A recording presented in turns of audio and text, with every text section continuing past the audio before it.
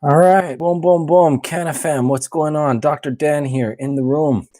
Just wanted to say hi, fam. Thanks for checking me out on my YouTube channel.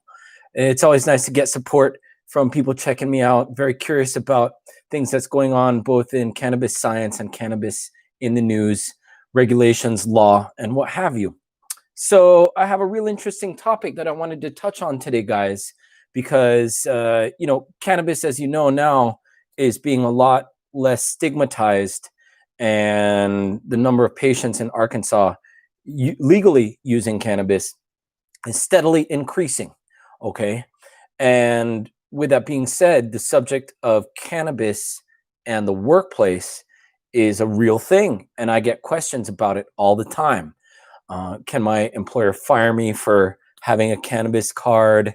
Son of a king. Always nice to see you, man. Thank you for the support. Much appreciated. A king yourself. All right. So listen, getting back to the subject at hand, cannabis in the workplace is a very hot topic, much debated. So I wanted to touch on some important things that people should know regarding the legalities and the limitations of what employers can do if you're holding a cannabis card. And I think the pertinent law that we're talking about here in Arkansas is Amendment 98, subsection 2. All right. So I think I'm just going to go ahead and read the pertinent part so you guys can hear exactly literally what the language says.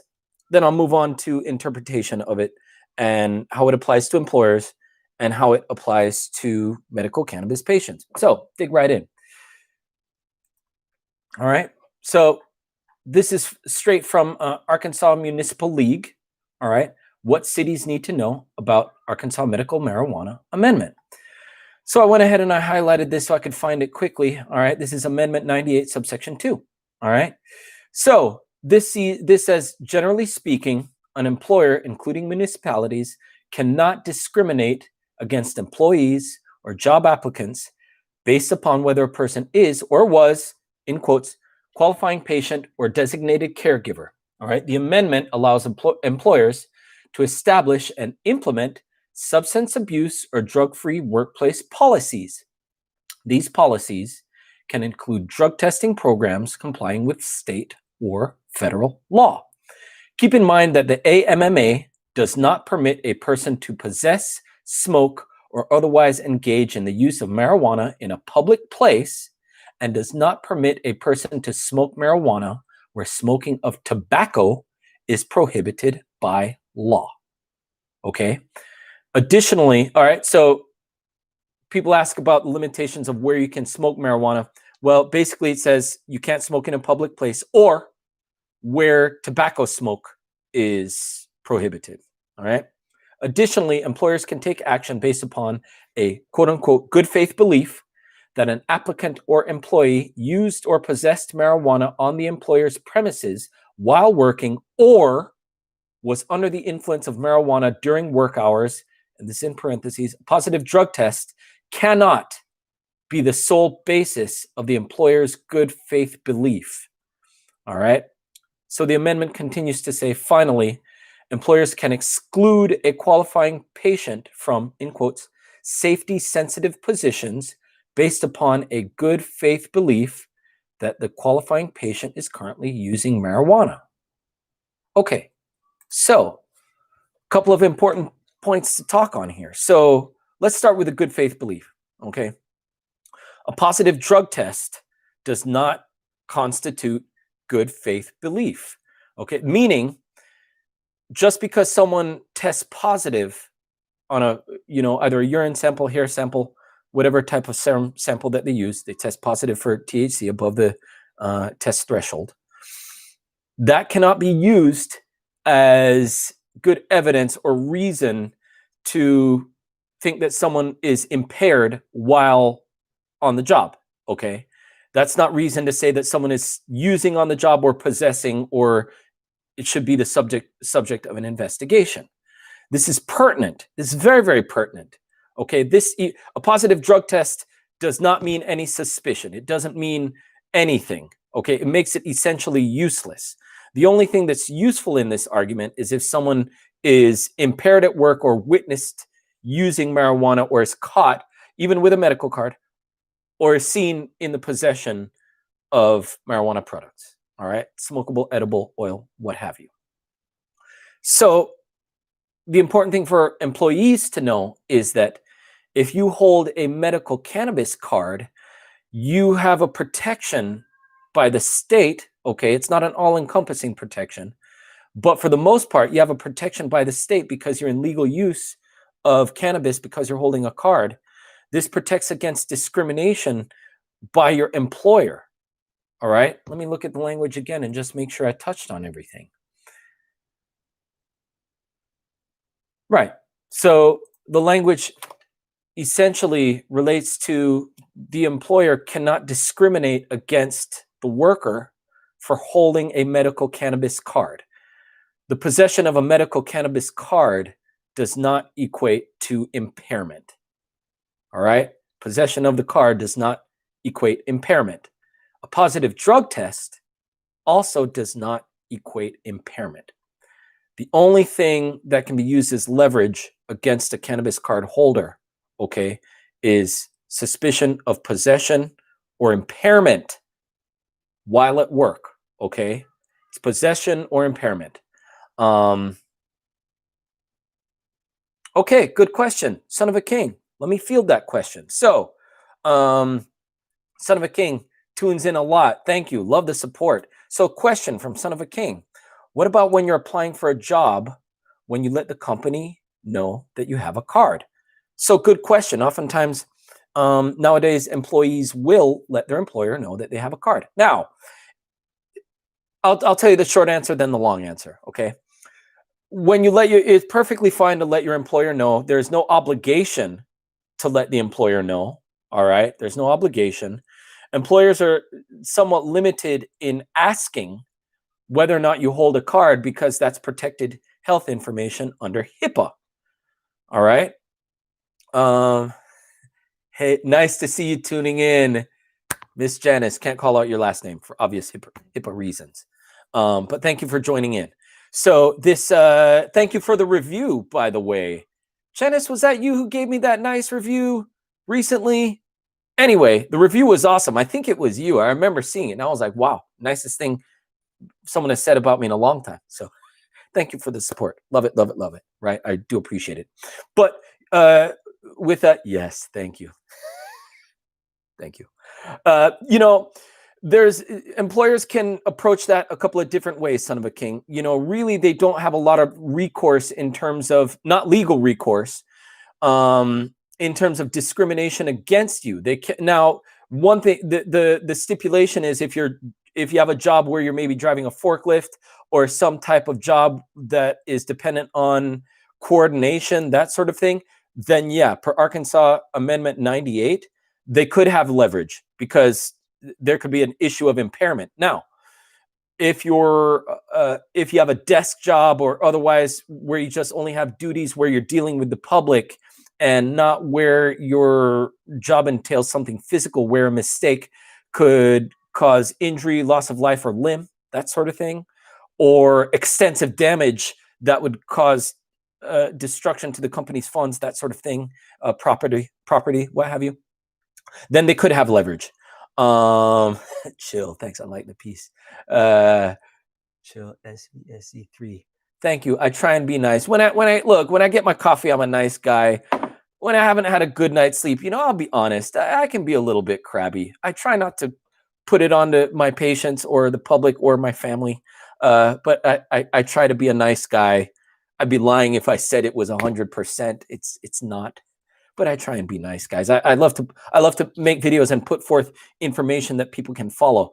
And the cannabis in the workplace is a really important thing. So I don't want people to be dissuaded about the idea of getting a card and thinking that it's going to prevent you from getting a job. This Amendment 98, subsection 2, is meant as a protection for people legally using cannabis with through the guise of the state program. There's a lot of protections. The Rohrabacher-Farr Amendment is another one that I get into a lot. I don't want to dig too much into it. I'll probably save that for another video. Long story short, it's an omnibus spending bill that was presented back in the Obama administration, preventing the federal, it's a federal bill. Okay, so this is a federal omnibus spending bill, right? Omnibus just meaning this is a bill with a wide range of varied other riders on the bill, and marijuana was one of them, okay? Including on this Rohrabacher-Farr amendment. You can look it up. All right. So basically, it's a federal amendment limiting the federal government from spending funds into federal agencies, FBI, DEA, what have you. Those agencies that would attack the states or the doctors and the patients participating in legally state-subsidized marijuana programs. Okay, so that's a federal amendment preventing the federal government from attacking state medical programs, medical marijuana programs. Okay, so that's one protection there. All right, so that's federal protection. On the state level, here in Arkansas, it's Amendment 98. As far as the workplace goes, employers can't discriminate against you as long as you're not impaired. All right, if you're working a regular job, you know, as I said before, a little asterisk arises when you're talking about a job that might have to do with machinery, lifting, that sort of thing, safety, physical safety issues. But for the most part, other jobs that are just dealing with the public or doing other sorts of sales jobs, clerical things, banking jobs, that stuff like that, as long as you're not impaired, okay, then really employers have no cause to terminate you, make you the subject of an investigation, anything like that. No, they're allowed to ask you questions. Okay, they are allowed to drug test anyone. All right, if that's in their policy, that's in their drug-free workplace policy, yeah, they can test you.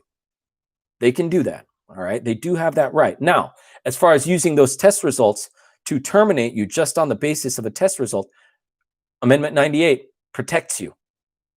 Okay, so I want you guys to just remember that. That's the Arkansas Amendment 98, subsection 2, okay, as well as the Rohrabacher-Farr Amendment. That's the federal protection. That won't apply in terms of the workplace in Arkansas. But important to know that these stipulations protect the worker more than anything. It's made for the employee. That doesn't mean that employers don't have rights. They can still have a drug-free workplace apart from that, and you can't be impaired while on the job. Okay, I completely agree with that. You shouldn't be impaired while working. Okay, someone is paying you, so it's not in their interest to have an impaired worker. So please don't smoke a joint at work. Ruin it for everyone. You know, just don't. You know, that's why we have a good program here, so that people can play by the rules. I want people to play by the rules. I play by the rules. Okay, so question. So Janice, thanks for tuning in again. All right, remind me about the vapor inhaler. What's it called? Good question. Dry herb vaporizer. Okay. Dry herb vaporizer. I love talking about this. I'll probably make another video on it that's not a live video, because, you know, when people miss the live streams, you know, they just whatever. But you know, the dry herb vaporizer is very, very useful, and I love to talk about this because the dry herb vaporizer has tons of advantages. You know, for starters, cleaner inhalation, because you're not combusting the marijuana with fire. Right? When you combust anything with fire, you get what's called products of pyrolysis. It's a $30 word for the stuff that comes with smoke. All right? You get products of pyrolysis if you burn a bale of hay and you inhale it, right? Carbon monoxide is a product of pyrolysis. Okay? Now, you know, when you use a dry herb vaporizer, what you're using is dry heat. It's a little oven, high superheated oven that you can control the temperature with. And the advantage of controlling the temperature is that you can avoid combusting these very volatile terpenes. The terpenes are the aromatic compounds that give marijuana its scent and lovely flavor, right? So, you know, when you have an adjustable temperature control, you won't burn them up as opposed to fire. You just burn it all up. The adjustment of temperature control can make for a smoother, cooler inhalation, and you don't also have smoke. This is vapor. That high heat just melts those trichomes, the little crystals that are on the outside of the bud, it melts those into vapor and you inhale that vapor. Okay. The other advantage is you use half as much product, you spend half as much on your bud. Spend half. Anyone hear that? Spend half. Get just as lifted. All right. You'll have twice as much money in your pocket from your spend. Okay. Spend half. I just want people to have that in their mind. They spend half as much money. So imagine your annual cannabis bill cut in half. I think I have people's attention now. The other advantage is AVB. All right. Anyone taking notes? Boom. Like to see people taking notes. Already vaped bud is what it's called. Saving the Benjamins is good. Already vaped bud can be used to cook down and make cannabis butter and other little edible type things. The vaped bud still has THC and other cannabinoids in it that can be used versus when you cook up the stuff in fire, it's ash and it's done. So you get a lot of money saving advantages with the dry herb vaporizer. Plus, it's not the oil, right? I know a lot of people are using the oil cartridges thing. You put a pen, you get a pen, and it's preloaded. With the dry herb vaporizer, it's not oil; it's the bud that you load in. You still grind it up in the grinder and load it up, but it's just a cleaner hit. You don't have to worry about impurities that could come with the oil. I know that's largely been addressed. The vitamin E tocopherol issue, that was an issue maybe a year back, something like that. That's largely been addressed. Not an issue, okay, with the dry herb vaporizer. So a lot of advantages there.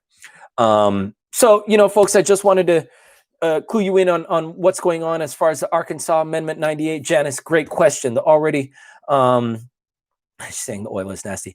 Good to talk about the dry herb vaporizer. It's very important that people know all of the different routes of administration and the pros and cons. I think I'll get into a video in that maybe in a couple of days. But I just wanted to touch on marijuana and the law as far as the workplace, because it's very important. We're in changing times. So my job, not only from the medical standpoint in terms of giving good usable health information, the medical legal thing is something where there's a lot of intersection, because I've gotten calls from patients regarding the workplace stuff, and me being a certifying physician, sometimes the employers have questions or might want to communicate with me regarding that kind of stuff. So I find myself delving into medical legal territory that is not strictly health, but in my business, there's a lot of overlap with medical legal already. That's why I have to pay my lawyer. I don't get excited about that, right? So anyway, listen, guys, thanks for tuning in. Always a pleasure. Again, guys, thanks for subscribing. Hit the like button, invite your friends, share my stuff. I'm always happy to give information. Otherwise, I'm gonna chip out here. I have to tend to the patient duties. As you know, I'm rolling all day trying to get people certified for their cannabis cards. So I got to roll back and finish the work, as well as tending to some dad duties as I'm stuck here at home. Let me address some questions before I chip out here.